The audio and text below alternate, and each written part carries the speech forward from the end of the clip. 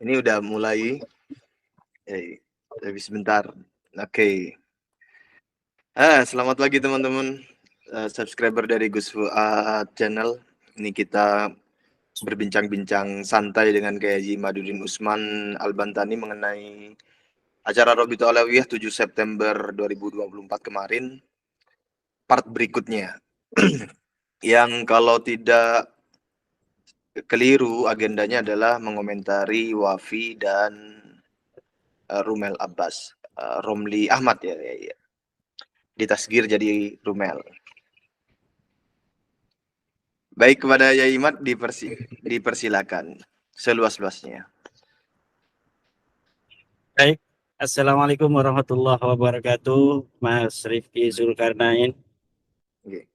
Ini kita semalam telah membahas tentang bagaimana narasi-narasi dalil-dalil yang telah diberikan oleh Hanif Alatas dan juga Maimun Nafis. Pada pagi ini saya ingin menanggapi tentang apa yang telah disampaikan oleh Rumel Abbas. Namun apa yang saya perkirakan itu sudah terbukti bahwa sebenarnya tidak ada suatu hal yang baru yang dapat ditampilkan dari Mas Rumel Abbas atau yang lainnya. Semua dalil-dalil, hujah-hujah yang disampaikan oleh para peneliti atau bukan peneliti, pembela nasab Alawi itu hanya berkutat-kutat pada teori epistemologis tentang surah dan istifadah, yang itu semua sudah dibantah oleh saya berdasarkan hujah daripada Ibnu Hajar bahwa innan nasaba mimma yasbutu bil istifadah illa ay yasbuta ma yukhalifu, bahwa istifadah itu memang bisa, hanya sekedar bisa ya. Istifadah itu bukan sesuatu yang mutlak. Di ijma' ulama bahwa nasab itu bisa digunakan dengan surah istifadah. Surah istifadah itu adalah di dalam ilmu persaksian, syahadah, itu masuknya adalah syahadah yang paling rendah. Ada nasab, ada nikah, ada kematian, itu bisa diisbat oleh surah dan istifadah, oleh hanya mendengar dari orang. Tapi kalau dukun, beranak atau bidan bisa menyaksikan lahirnya si cabang bayi, maka dia lebih kuat daripada sekedar orang kampung yang mendengar tentang kelahiran seseorang. Ini sebenarnya demikian. Jadi sang bidan dan sang dukun bayi yang melihat betul-betul lahirnya sang bayi itu lebih kuat kesaksiannya daripada hanya tasamu, dengar-mendengar. Nah itu jadi dengar-mendengar itu hanya bisa digunakan. Atau tentang kematian. Kematian bisa isbat, artinya disaksikan oleh orang yang bersaksi di depan pengadilan dengan hanya dia dapat mendengar dari orang. Tetapi seorang dokter yang mengetahui dengan ilmunya bahwa seseorang ini betul mati atau tidak, itu lebih kuat daripada hanya orang yang mendengar. Dalam pernikahan menurut ulama fikih adalah sebagian dari hal-hal yang bisa diisbat dengan tasamu, suhra wal istifadah. Hanya mendengar bahwa si A telah kawin dengan si B, itu boleh bersaksi di depan pengadilan, boleh bersaksi ketika ada yang bertanya, tidak dianggap berbohong. Tetapi saksi yang betul-betul hadir saat pernikahan itu lebih kuat daripada saksi yang hanya berdasarkan surah dan istifadah. Jadi ini kita penting untuk mengatakan hal ini karena saya lihat banyak yang belum terlalu paham dari para pembicara semalam tentang surah istifadah, sehingga ada kata-kata surah istifadah ini sesuatu yang paling hebat, paling kuat. Enggak, di dalam derajat-derajat kesaksian surah istifadah itu justru paling bawah. karena ada hal-hal sesuatu yang tidak bisa disaksikan sajalah, maka surah istifadah itu dibolehkan. Jadi surah istifadah itu dia bisa untuk dijadikan satu tools untuk mengisbat nasab, untuk menjadi kesaksian hanya karena lil hajat. Sesuatu yang disyariatkan karena adanya hajat, itu kedudukannya sangat rendah sekali sebenarnya. Tetapi sepakat para ulama dari 4 madhab bahwa surah istifadah dengan segala kelemahannya itu dapat digunakan untuk mengisbat di antaranya nasab, pernikahan, kelahiran. Kenapa? Karena hal-hal yang telah disebutkan tadi biasanya hanya diketahui oleh orang-orang yang khusus. Kalau kita menutup jalan syariah bahwa selain surah istifadah tidak bisa selain mendengar dan melihat tidak bisa digunakan persaksian, maka akan sangat sedikit orang yang dapat bersaksi tentang nasab, tentang kelahiran, tentang pernikahan, tentang kematian. Karena biasanya orang yang mati les itu kan hanya keluarganya yang hadir.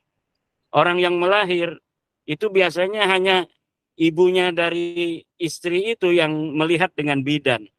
Apalagi pernikahan, ya biasanya hanya orang beberapa keluarganya yang hadir, walaupun ini bisa agak banyak kalau pernikahan.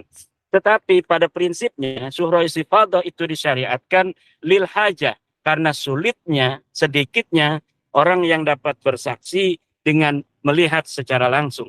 Ini perlu diketahui oleh masyarakat tentang apa itu surah wal istifadah.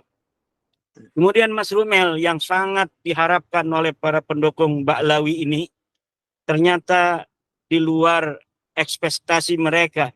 Mereka yang ingin melihat Mas Rumel sebagai seorang peneliti yang telah berjalan ke timur dan ke barat mencari kitab suci untuk membela nasab Ba'lawi ini.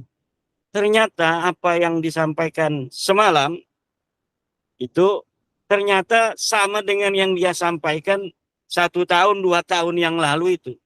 Belum ada sebuah data yang dapat dia gapai, yang dapat dia raih, yang dapat dia capai untuk membela nasab Ba'lawi. Nah, ini akan saya berikan beberapa catatan. Saya mencatat bahwa sebelum ke manuskrip tinta biru, ini akan ada istilah manuskrip tinta biru Mas Rumel yang luar biasa itu. Rupanya andalan sekali. Manuskrip tinta biru.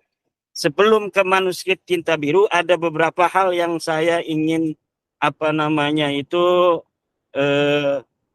komentari. Pertama, Mas Rumel mengatakan, karena nasab Ba'lawi sudah ijma, maka harus menggunakan extraordinary claim dari saya dan teman-teman untuk mengalahkan klaim ijma itu. Mas Rumel, ijma itu memerlukan syarat. Dan syaratnya ijma itu tidak boleh ada khilaf sebelum ijma. Seperti yang dikatakan oleh Ibnu Hazm dalam kitab Maratibul Ijma yang telah saya sampaikan semalam. Ijma'nya Ba'lawi ini yang diklaim oleh As-Sakran pada abad ke-9, diklaim oleh Al-Muhibbi dalam Khulasatul Asar, diklaim oleh Yusuf An-Nabhani, ini ijma yang tidak sahih, ijma yang batal. Kenapa? Al-ijma'u fi kullil asri ijma'un sahihun idza lam yataqaddam qablahu khilaf. Ijma itu bisa dikatakan sahih apabila sebelumnya tidak ada khilaf. Tetapi kalau sebelumnya ada khilaf, maka adanya ijma atau klaim ijma itu pada suatu masa itu dianggap batal. Jadi klaim ijma itu akan batal apabila di masa sebelumnya terriwayatkan terjadinya perbedaan pendapat. Sedangkan nasab Ba'lawi ini sudah jelas. Ali As-Sakran meriwayatkan terjadinya perbedaan pendapat. Ulama-ulama Ba'lawi lainnya meriwayatkan adanya Ali bin Jadid pergi ke Basrah, Ubaidillah pergi ke Basrah. Ini berarti bahwa keluarga Balawi, nasab Alawi itu sejak awalnya sudah ada khilaf. Maka ketika sejak awal sudah ada khilaf, maka ijma itu, klaim ijma yang ada di abad 9 oleh Ali Asyakron, kemudian dilanjutkan oleh Al-Muhibbi, dilanjutkan oleh An-Nabani, itu klaim ijma yang batil. Klaim ijma yang batil karena ijma itu selain dia mempunyai syarat tidak boleh adanya khilaf, ijma juga harus disyaratkan memiliki mustanad. Kalau mustanadul ijma di dalam ilmu fikih adalah Al-Quran dan hadis, maka mustanadul ijma di dalam ilmu riwayat haruslah ada riwayat-riwayat yang bisa kita akses untuk kita bisa mengklaim bahwa adanya ijma. Seperti misal di kitab Tahdhibul Ansab, Ubaidillah disebut anak Imam Ahmad. Di dalam kitab Muntaqilah disebut Ubaid anak Imam Ahmad. Banyak kitab yang mengatakan itu. Maka barulah itu klaim ijma itu masuk akal. Tapi kalau klaim ijma, tapi ternyata tidak ada satupun ulama yang mengatakan Ubaid ini anaknya Ahmad, ini klaim ijma'nya berdasarkan apa? Mustanadul ijma'nya mana? Syarat tidak ada khilafnya juga tidak bisa dicapai. Karena memang sudah ada khilaf sebelumnya. Ini jadi pertama tentang ijma itu, Mas Rumel, itu mungkin bisa kita katakan ijma'un batilun, ijma yang tidak sahih.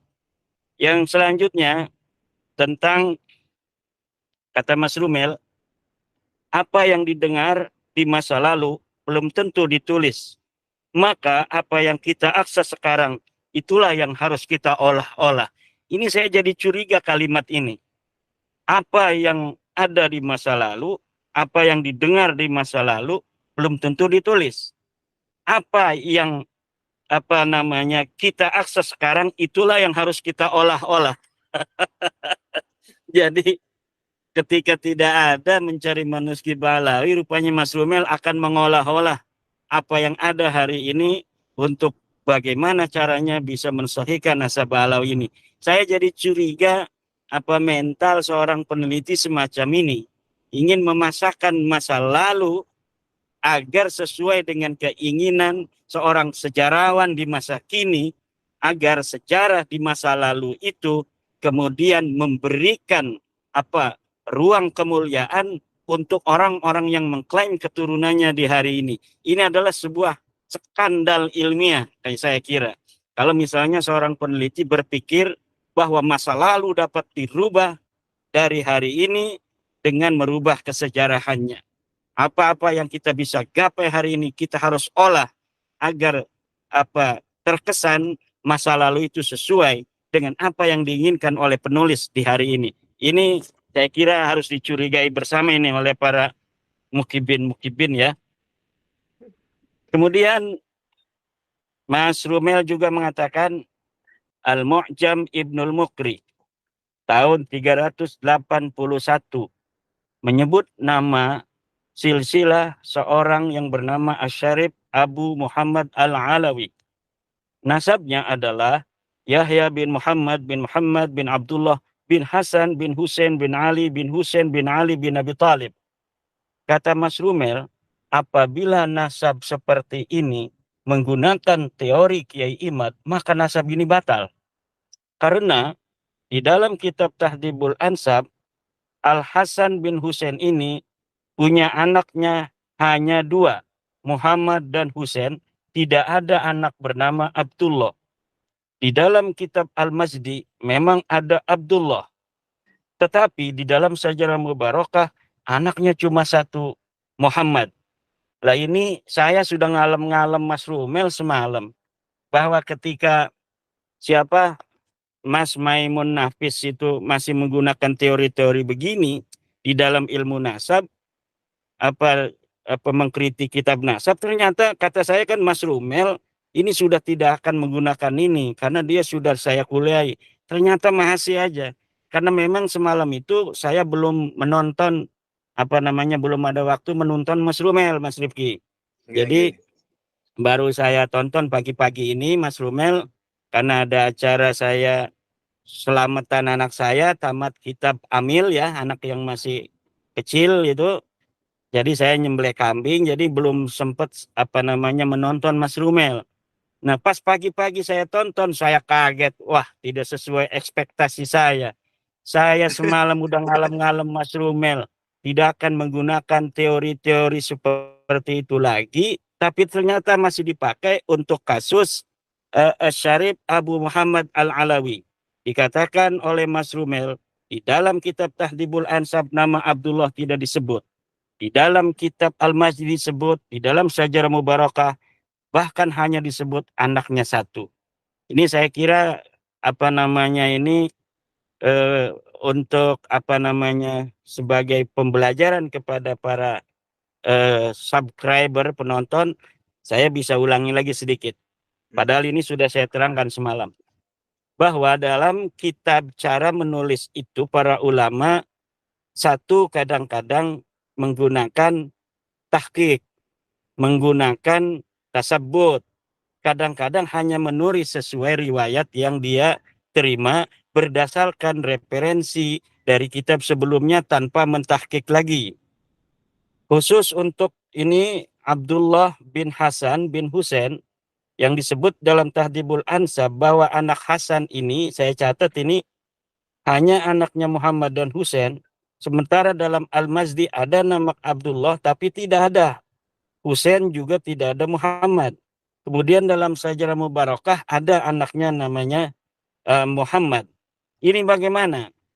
Jadi begini, ketika seorang Abdullah tidak disebutkan di dalam Tahdhibul Ansab, tetapi kemudian disebut dalam Al-Majdi, sementara antara Al-Majdi dan Tahdhibul Ansab ini satu masa, maka ini diberikan kepada orang yang masih mengaku sebagai keturunan Abdullah untuk memilih Al-Mazdi sebagai pegangan dia. Karena memang nama Abdullah ini ada di dalam kitab Al-Mazdi yang tidak satu masa, yang satu masa dengan kitab Tahdhibul Ansab.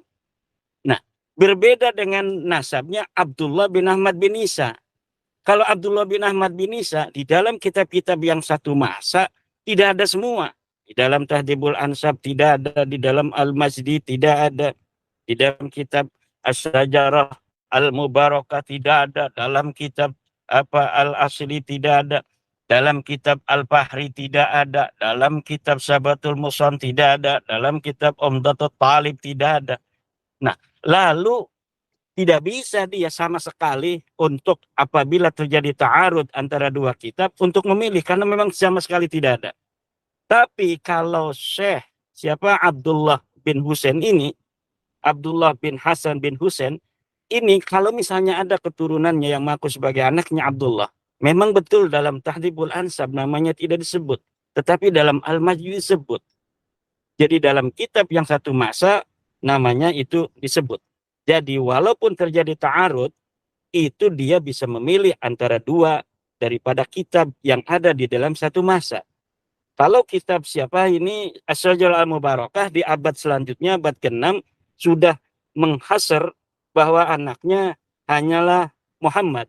Ini sama dengan teori semalam bahwa di masa itu anak yang berketurunan hanya ada di Muhammad saja.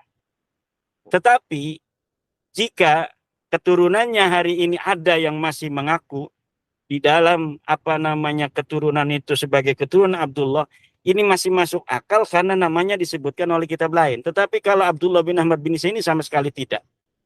Yaitu untuk Mas Rumel Abbas tentang teori-teori yang sudah lumrah dalam cara bagaimana ulama nasab menulis kitab nasab. Juga ada kitab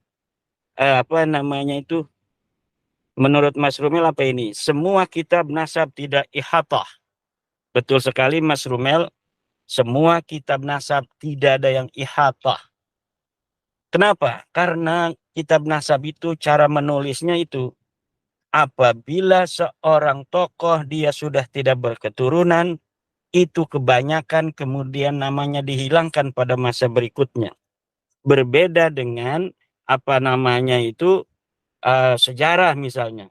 Dia mau ingkirot, mau berketurunan, tidak berketurunan, masih tetap namanya itu disebutkan. Tetapi kalau kitab nasab itu ketika dia sudah tidak berketurunan di abad selanjutnya, di masa berikutnya, namanya itu biasanya dihilangkan. Itu. Kemudian naskah, nanti dulu, Manuskrip. Oh, belum. nanti. Jadi kalimat Mas Rumel ini kan bercabang. Semua kitab nasab tidak ihata. Itu maksudnya bahwa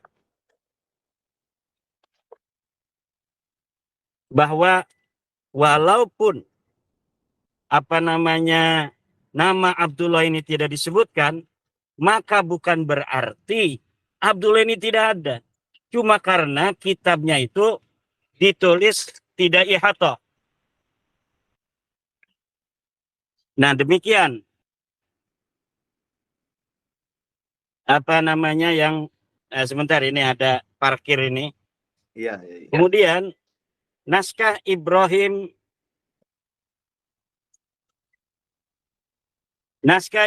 bin Mansur. Nanti aja. Sian aja dulu.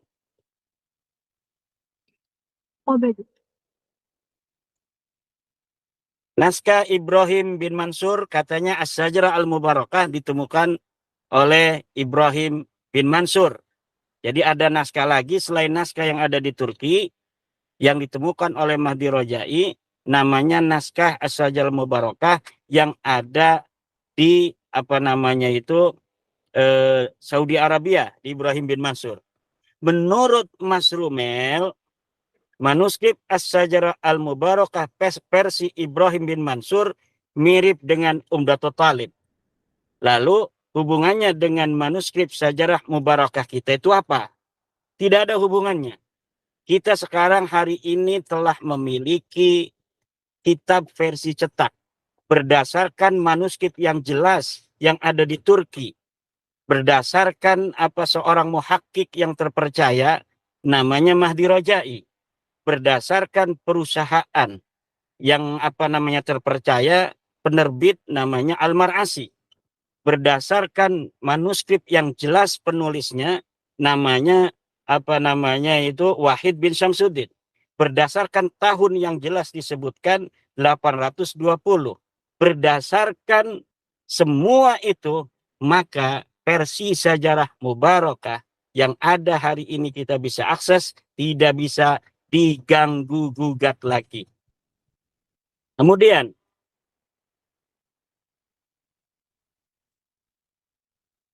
ada sanad mutawakil Allah yang mendapatkan sanad dari bin Jadid.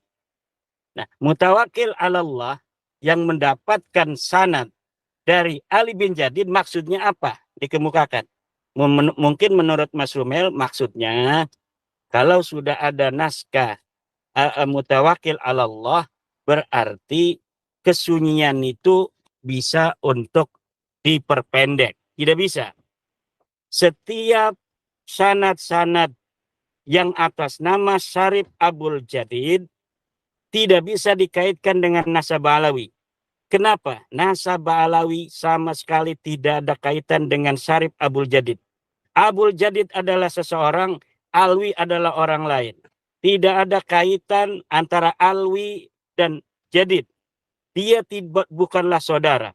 Pengklaiman Jadid sebagai saudara Alwi hanya diklaim di abad ke-9 oleh Ali bin Abu Bakar As-Sakran.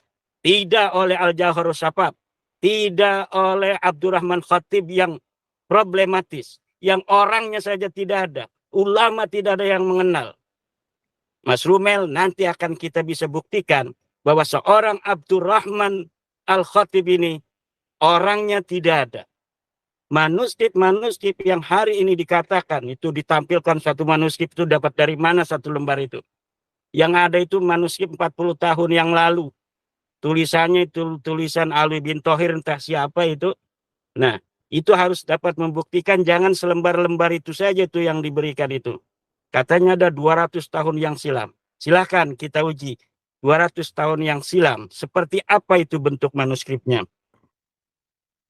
Kemudian, jadi jangan lagi itu Mas Rumel mengkaitkan apabila ada sanad Abul Jadid, itu dikatakan berarti Ba'alawi kesunyiannya dapat sedikit dikurangi karena ada sanad Abul Jadid. Abul Jadid tidak ada kaitan dengan Ba'alawi. Abul Jadid diklaim sebagai keluarga Ba'alawi di abad 9. Kemudian dikatakan Jadid punya adik namanya Alwi. Tanpa ada berita di abad di mana Alwi itu hidup, yaitu di abad keempat. Tidak ada berita di abad kelima. Tidak ada berita di abad keenam. Tidak ada berita di abad ketujuh bahwa seorang Jadid punya adik namanya Alwi. Kemudian Ali bin Jadid keturunannya itu di abad ke-7 menjadi saudara Ba'alawi. Ini baru klaim itu ada di Ali bin Abu Bakar As-Sakran. Kemudian ada ijazah Umar bin Adibai Arbaun. Sama saja, ini ijazahnya milik Syarif Abul Jadid. Jangan lagi kait-kaitkan. Kecuali sudah mendapatkan sebuah manuskrip kitab yang menyatakan Jadid punya anak atau punya adik namanya Alwi. Mas Rumel juga mengatakan, saya yakin Kiai Imad tidak pernah meneliti naskah asli dari As-Suluk. Yang ngapain neliti-neliti naskah asli As-Suluk? Pergi-pergi ngabis-ngabisin duit. Apa yang kita butuhkan hari ini sudah ada. As-Suluk versi cetaknya ada. Dia mengatakan diterbitkan, dicetak berdasarkan manuskrip Mesir, dicetak berdasarkan manuskrip Paris. Di dalam manuskrip Paris tidak ada nama Abdullah. Di dalam versi Mesir ada nama Abdullah. Yang tua mana? Yang tua adalah versi manuskrip Paris 820. Versi manuskrip Mesir 870-an. Di situ ada baru nama Abdullah. Kita mau milih yang mana? Ya saya mau milihnya yang versi Paris. Bahwa sebenarnya tidak ada nama Abdullah disebutkan. Mas Rumel mau milih versi Mesir. Karena di situ membantu nasab Ba'alawi. Ya monggo. Ya tetapi dari sana saja klaim bahwa nasab Ba'alawi itu bersambung kepada Jadid melalui Abdullah. Ini sudah masykukun fi. Ad-dalil idza taraqahul ihtimal saqata bihil istidlal. Sebuah dalil apabila sudah ada ihtimal, bisa iya bisa tidak, saqata bihil istidlal, maka seharusnya tidak boleh lagi untuk diambil sebagai dalil. Kemudian Umar bin Sa'ad Ad-Difari mendapatkan hadis dari Faqih Muqaddam. Katanya dari Ahmad bin Jadid. Manuskripnya ditunjukkan. Manuskrip tinta biru, kertas bergaris-garis. Manuskripnya oleh Mas Rumel ditunjukkan manuskrip tinta biru dengan kertas bergaris-garis. Pertanyaannya, benarkah manuskrip itu pernah ada di alam dunia ini di masa lalu? Seorang Faqih Muqaddam mendapatkan hadis dari Ali bin Jadid. Kenapa kertasnya kertas yang bergaris-garis yang baru dicetak di zaman ini? Kenapa tintanya berwarna biru? Apakah di masa lalu ada orang yang nulis kertas berwarna biru tintanya? Saya kira belum ada di masa lalu itu, Mas Rumel. Lalu nanti beralasan, ini kan salinan. Kalau salinan, mesti ada salinan aslinya. Di mana salinan aslinya? Para netizen, mukibin, ini bisa bertanya kepada Bang Rumel itu. Dari mana dia mendapatkan manuskrip itu? Selama ini ada di mana gitu? Kemudian bagaimana dia cara mendapatkannya? Kemudian ditulis tahun berapa sebenarnya itu? Masa ditulis tahun 600-an, kertasnya garis-garis tintanya biru? Kemudian siapa yang menulisnya? Sehingga Mas Rumel bisa mengaksesnya. Di mana orang lain untuk bisa sama mengakses sehingga nanti bisa dijadikan dalil? Gak bakal bisa dijawab itu. Kenapa? Karena memang manuskrip itu manuskrip palsu.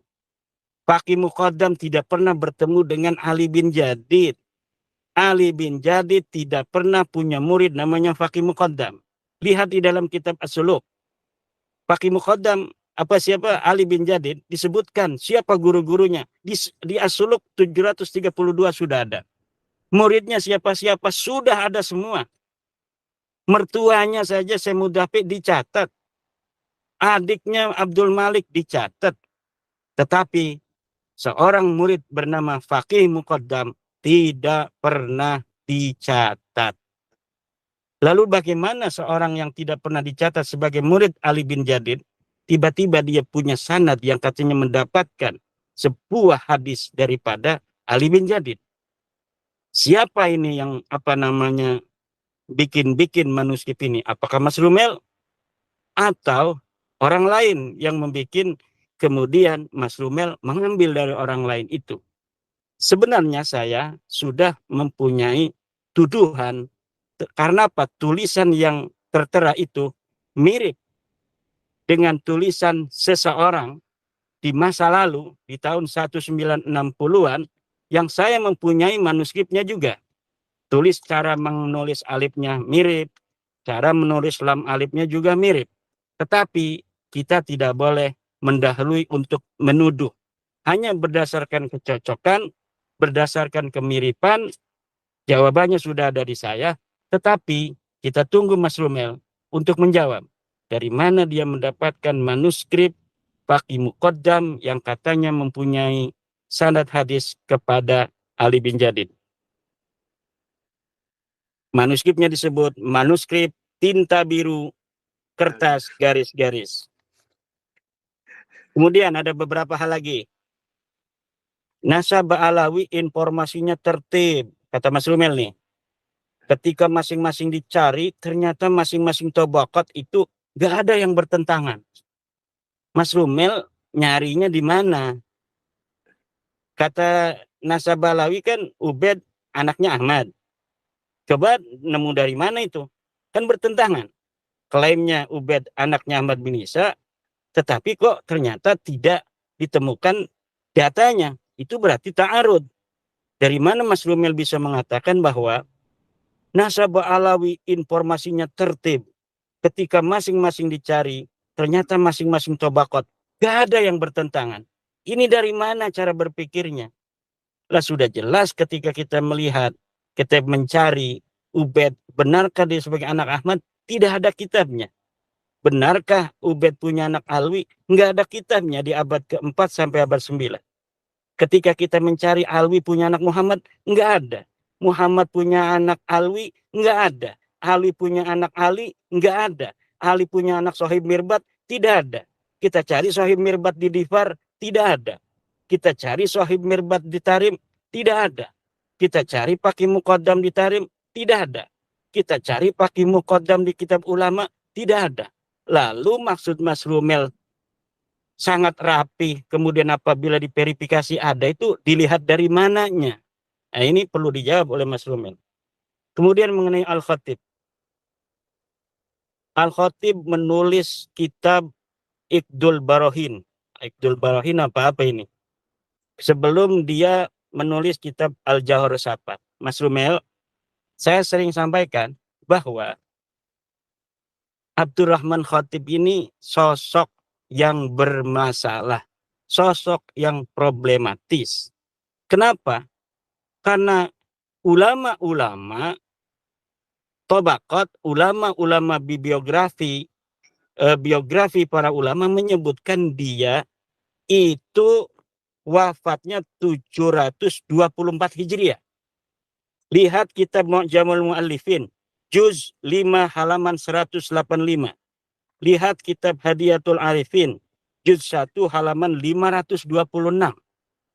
Kitabnya jelas bisa diakses. Seorang yang bernama Abdurrahman Al-Khatib yang memiliki kitab Al-Jawharus Safab itu wafatnya 724. Bagaimana orang yang wafat 724 Hijriah dia bisa menulis seorang yang hidup di abad ke-8 seperti yang hidup di abad 9 seperti Abdurrahman Assegaf, seperti Al-Idrus. Bagaimana orang yang sudah meninggal di dalam kitabnya ada nama-nama Balawi. Kalau kita mau konsisten bahwa Abdurrahman ini memiliki kitab Al-Jauharus Safaf. Di dalam tradisi Balawi, katanya Al-Jauharus Safaf, pengarangnya namanya Abdurrahman Khatib, meninggalnya 855. Ulama mana, saya tanya, yang pernah menuliskan seorang yang bernama Abdurrahman Al-Khatib yang punya kitab Al-Jauharus Safaf meninggal 855? Tidak ada. Inilah yang saya katakan, kenapa saya selalu mengatakan tuduhannya kepada Ali As-Sakran. Karena kitabnya sudah jelas, kemudian apa titi mangsanya jelas, wafatnya 895, kitabnya sudah dicetak, muntasir fi anha'il alam, kita bisa akses bersama, maka ujung tuduhan itu kepada sesuatu yang bisa diakses bersama. Kalau Al-Jauharus Safaf, nggak ada yang bisa mengakses. Orang Kediriannya saja, kitab Al-Jauharus Safaf itu tidak jelas. Pengarangnya saja tidak jelas. Maka sesuatu yang tidak jelas, Mas Rumel, kita abaikan. Andai pun betul dia itu 855 wafatnya, dia itu muridnya Abdurrahman Segaf. Kalau murid Abdurrahman Segaf, juga muridnya Hasan Mu'alim Jamalulail, berarti dia ini ada subjektivitas dengan nasab Balawi. Maka walaupun dia bukan Balawi, ini kita masukkan satu genre, dia sebagai naskah internal yang tidak bisa menguatkan nasab Balawi dan tidak bisa disebut sebagai naskah eksternal. Bisalah disebut semi internal atau juga semi eksternal.